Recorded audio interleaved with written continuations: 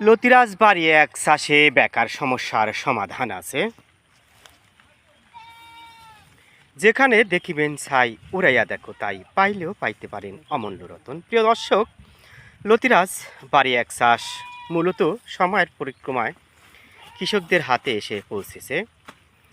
একসময় যখন তরিতরকারি না থাকতো, গ্রামীণ বধূরা বাড়ির আনাচে কানাচে থেকে কচুর গাছ থেকে লতি সংগ্রহ করে তরকারি রেঁধে খেত।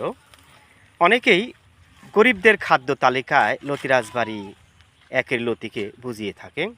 কিন্তু বর্তমানে লতির চাহিদা এত বেশি যে এখন আর গরিবদের খাদ্য তালিকায় এই লতিরাজ কচুর লতি নেই।